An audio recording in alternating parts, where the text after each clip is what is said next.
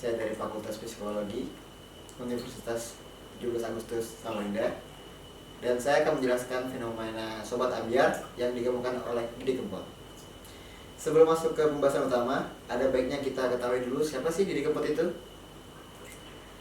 Didi Pastio atau lebih dikenal dengan nama panggung Didi Kempot adalah seorang penyanyi dan pencipta lagu campur sari dan con dangdut dari Surakarta yang berkelahiran 31 Desember 1966, Surakarta.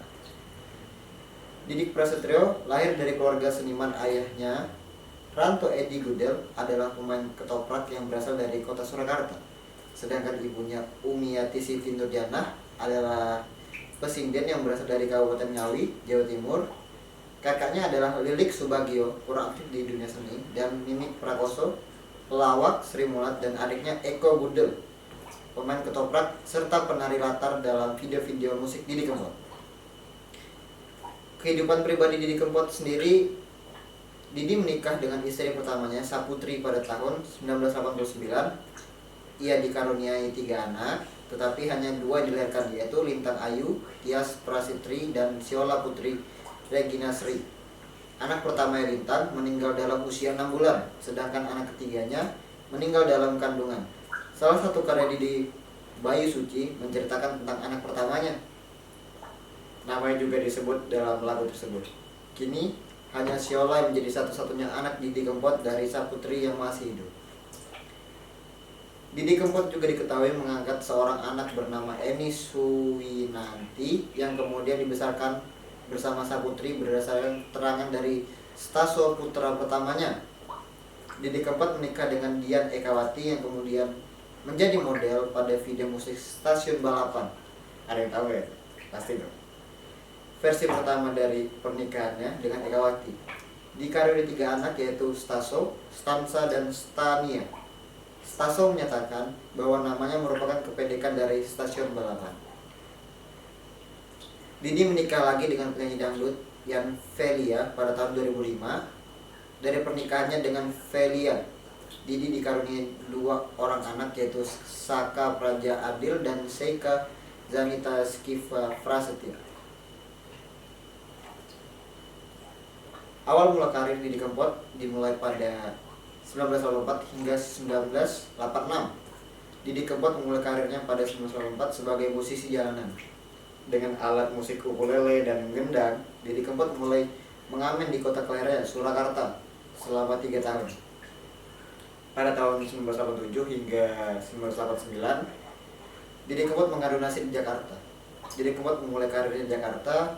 Ia kerap berkumpul dengan mengamen bersama teman-temannya di daerah Selipi, Palmerah, Cakung, maupun Senen.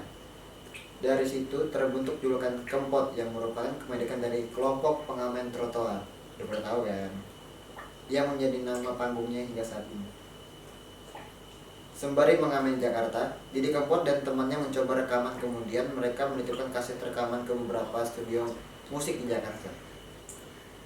Setelah beberapa kali gagal, akhirnya mereka berhasil menarik perhatian label musik Studios. Tepat pada tahun 1989, Didi Kempot mulai meluncurkan album pertamanya. Salah satu lagu andalan di album tersebut adalah Cidro.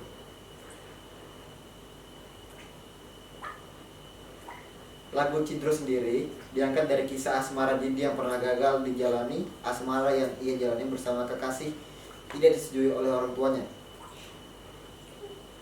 Itulah yang membuat lagu Cidro begitu menyentuh hingga membuat pendengarnya terbawa perasaan. Sejak saat itulah Didi Kempot mulai sering menulis lagu bertema patah hati. Hampir sebagian lagu yang ditulisnya bertemakan patah hati dan kehilangan. Alasan sengaja memilih tema tersebut karena rata-rata orang pernah mengalaminya dan juga ingin dekat dengan masyarakat juga. Jadi alasan Didi Kempot menggunakan nama-nama tempat sebagai judul atau lirik lagunya. Setelah selang 2 tahun nasib di Jakarta, awal kesuksesan Didi Kempot berada pada tahun 1993 hingga 1999. Pada 1993, Didi Kempot mulai tampil di luar negeri, tepatnya di Suriname. Lagu Cidro yang dibawakan sukses meningkatkan pamornya sebagai musisi terkenal di Suriname. Setelah Suriname, Didi Kempot lanjut menginjakan kakinya di Eropa, di banyak sih, di Belanda juga ada, di Rotterdam juga ada. Pada tahun 2009 ia mulai menggarap dan merekam lagu judul Layang Kangen di Rotterdam, Belanda. Kemudian Didi Kempot pulang ke Indonesia pada tahun 1999 untuk memulai kembali profesinya sebagai musisi. Tak lama setelah pulang kampung pada awal era reformasi, ia mengeluarkan lagu berjudul Stasiun Balapan. Udah pada tahu dong itu dong, ya kan? Kembalinya Didi Kempot ke Indonesia ternyata membuat karirnya semakin populer. Hal itu dibuktikan dengan keluarnya lagu-lagu baru di awal 2000-an. Didi Kempot sendiri kembali terkenal setelah mengeluarkan lagu berjudul Kalung Emas pada tahun 2013 dan Suket Teki pada tahun 2016. Lagu tersebut mendapatkan apresiasi yang tinggi dari warga Indonesia. Gaya musik atau genre musik Didi Kempot sendiri dideskripsikan sebagai campur sari, dangdut, pop Jawa, dan koplo. Terkait penulisan lagu, Didi Kempot menulis lagu-lagunya dengan bahasa Jawa dan sedikit menyisipkan kalimat berbahasa Indonesia. Contohnya, dah, yang berarti selamat jalan. Pada lagu Stasiun Balapan, teknik penulisannya lebih menekankan bahasa Jawa dan sedikit memasukkan kalimat bahasa Indonesia, membuat Didi disebut-sebut sebagai penjaga bahasa dan tradisi Jawa dalam budaya populer. Musik Didi Kempot dipengaruhi oleh sejumlah musisi campur sari, keroncong, dan langgam Jawa seperti Mentos Waljina, Mus Mulyadi, dan banyak lainnya. Dengan menyertakan pengaruh dari dangdut, Didi pernah berkata bahwa musik-musik karya mereka kurang memberikan perhatian kepada anak muda, sehingga ia mencoba membuat lagu yang sekiranya anak muda mau menerimanya. Ia kemudian meracik genre-genre campur sari tersebut dan menambahkan unsur dangdut dalam lagu-lagunya sehingga lahirlah genre cong dangdut seperti yang dikenal sekarang. Musiknya tabla dan suling bambu membuat genre ini menjadi disukai anak muda. Terkait kritikan atas single-singlenya yang hanya bertemakan patah hati dan perpisahan, ia menganggap bahwa patah hati itu nggak usah ditangisi gitu. Kalau perlu justru didogeti, ya kan? Jadi hingga saat ini Didi Kempot menjadi salah satu idola kaum milenial yang akrab dengan media sosial. Sebagai penyanyi senior, ia merupakan penggemar layaknya sahabat. Dia bahkan tidak ragu mengajak penggemarnya bernyanyi bersama di panggung. Dia juga sering memberikan motivasi kepada penggemarnya agar tidak menyerah untuk berkarya. Oleh penggemar kalangan muda, ia diberi gelar The Godfather of Broken Heart, alias Bapak Patah Hati Nasional, karena kepiawaiannya membawa pendengar larut dalam emosi ketika mendengarkan lagunya, hingga timbullah istilah Sobat Ambyar. Itulah tema kita hari ini, Sobat Ambyar. Komunitas Sobat Ambyar awal terbentuk melalui sebuah acara musyawarah nasional pengukuhan awal yang diselenggarakan di Surakarta. Sobat Ambyar sendiri merupakan sebutan komunitas bagi penggemar Didi Kempot. Komunitas ini semakin eksis seiring semakin naiknya popularitas Didi Kempot, yang mereka sebut dengan Lord Didi. Lord Didi ya. Keberadaan Sobat Ambyar membuat para penggemar karya Didi Kempot menjadi lebih terorganisir. Sebelumnya, istilah Kempoters adalah sebutan untuk penggemar Didi Kempot, namun sebutan tersebut berkembang di kalangan anak muda menjadi sad boy untuk laki-laki dan sad girl untuk perempuan. Ya nggak sih? Ya kali ya? Ya udah sih. Mayoritas para penggemar Didi Kempot yang tergabung dalam komunitas Sobat Ambyar adalah generasi muda yang menunjukkan bahwa karya Didi Kempot diminati lintas generasi. Ya, saya juga akan membahas dari kacamata psikologi ya, psikologi lintas budaya tentang Sobat Ambyar. Bisa dibilang Didi Kempot tergolong musisi yang tidak hanya konsisten di jalur musik campur sari, tapi juga unik secara penampilan. Dengan demikian, beskap, belangkon, selop jari, serta rambut gondrongnya, lagu-lagu Didi Kempot dapat diterima generasi muda zaman now kali ya, gitu.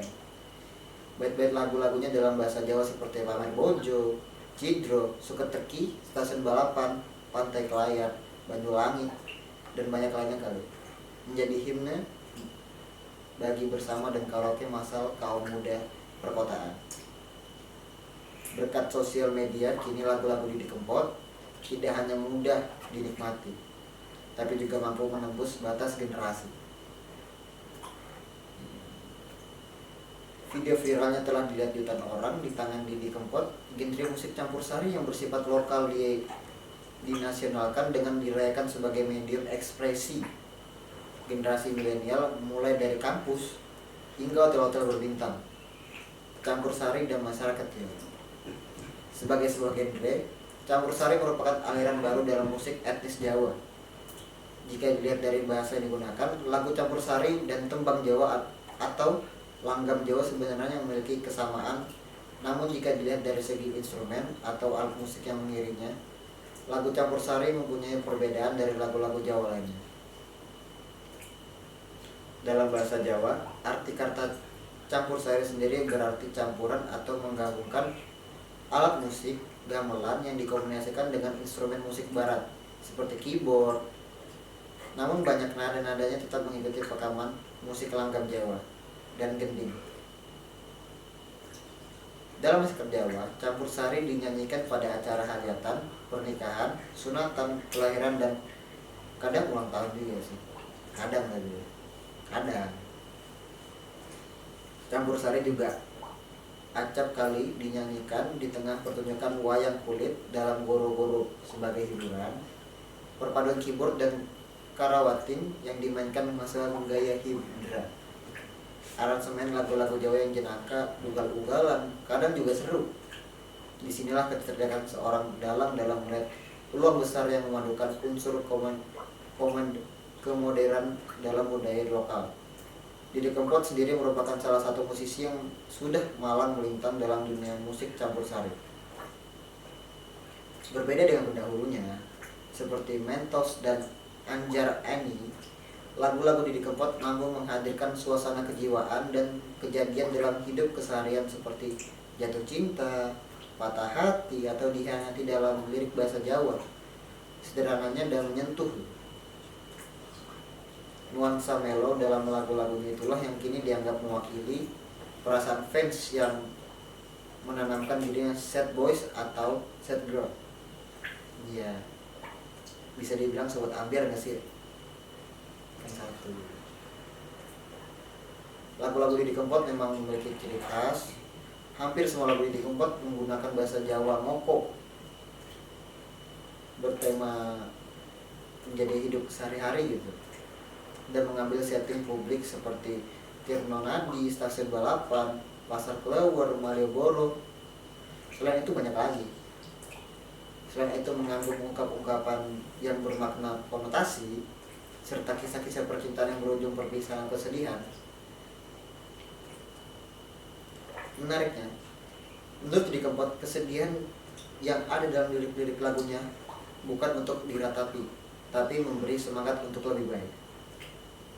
Dalam ungkapannya yang kini banyak diunggah dalam percakapan para penggemarnya di media sosial, daripada patah hati, mending dijogeti, ya kan?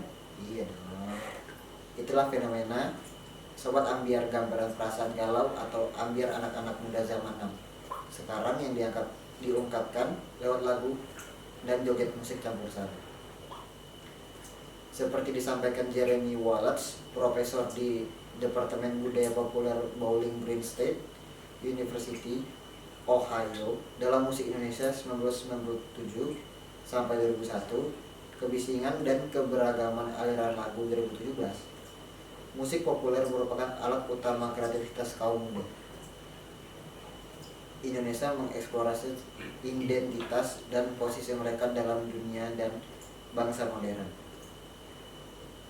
Dalam konteks Sobat Ambiar, penerimaan lagu-lagu etnologistik seperti campur sari oleh generasi milenial di panggung hiburan nasional adalah cerminan sikap multikultural masyarakat Indonesia.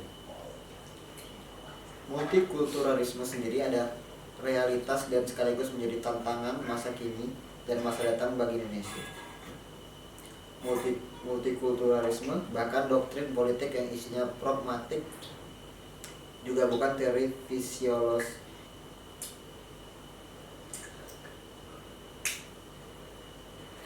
Multikulturalisme sendiri adalah realitas dan sekaligus menjadi tantangan masa kini dan masa datang bagi Indonesia.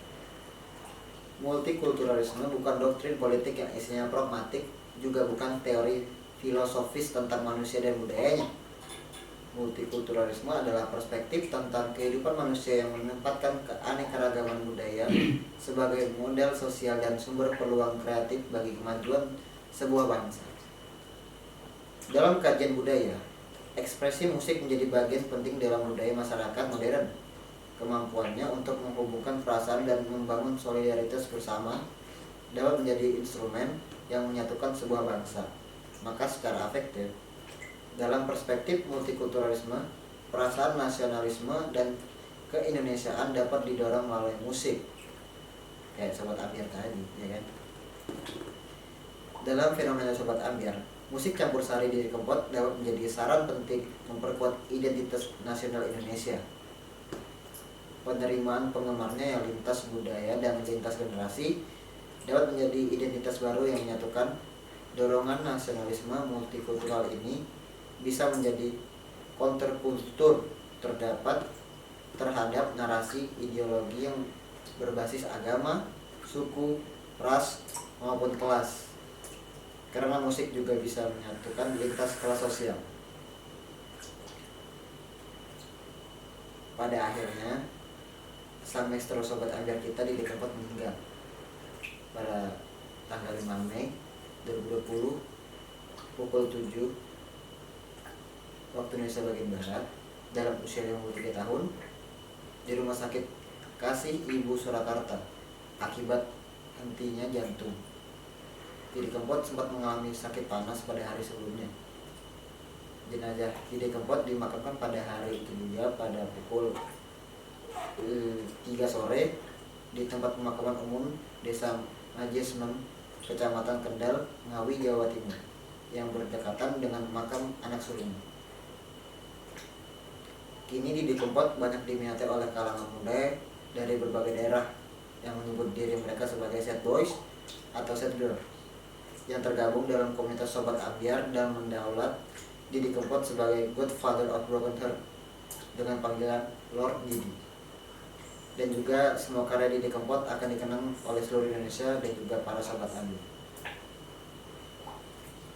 Sekian penjelasan saya tentang Didi Kempot dan fenomena Sobat Ambyar.